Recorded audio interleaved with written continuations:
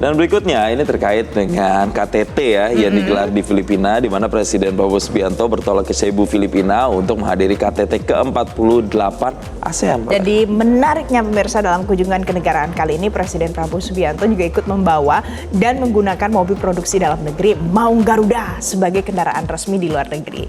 Selain agenda utama KTT, Presiden juga langsung menghadiri pertemuan subregional BIMP EAGA.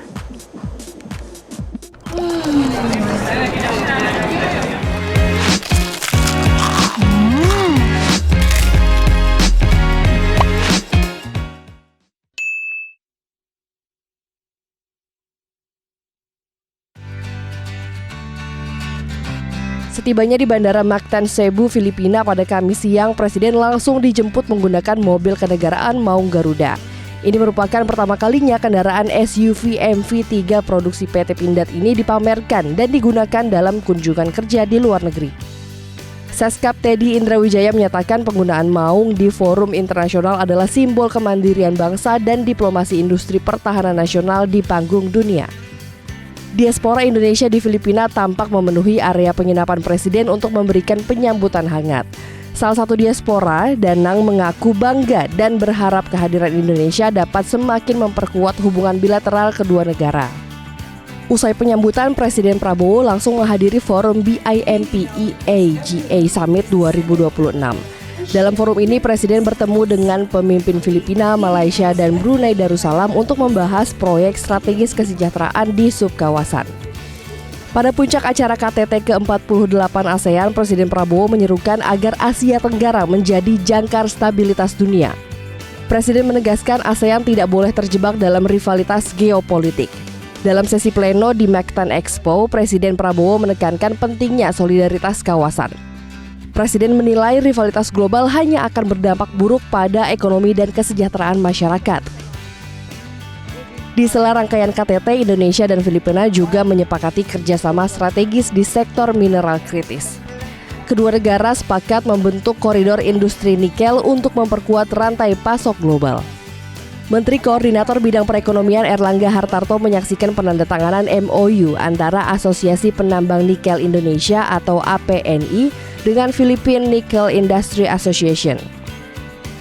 Rangkaian pelaksanaan KTT ASEAN ke-48 dengan tuan rumah Cebu, Filipina ini sudah rangkum, di mana sejumlah hasil sudah disepakati oleh sejumlah negara ataupun persisnya 11 negara anggota dari KTT ASEAN, di mana sebelum mencapai puncaknya ataupun inti dari pelaksanaan KTT ASEAN yang terletak pada plenary ataupun retreat session yang dihadiri oleh pemimpin negara di ASEAN, ini sudah ada sejumlah kesepakatan yang dihasilkan dari rangkaian pertemuan tingkatan menteri yang kemudian dibahas dalam rapat plenary ataupun rapat retret yang terselenggara sebagai puncak acara KTT ASEAN ke-48 di Cebu, Filipina, di mana oleh-oleh yang berhasil dibawa oleh pemerintah Indonesia dalam KTT ASEAN kali ini salah satunya adalah sudah ada kerjasama ataupun sudah ada tekan kontrak yang dilakukan antara Filipina dan juga Indonesia, seperti Menteri Perdagangan dan juga Industri Filipina menandatangani MOU Strategic Nickel Industry Development Cooperation.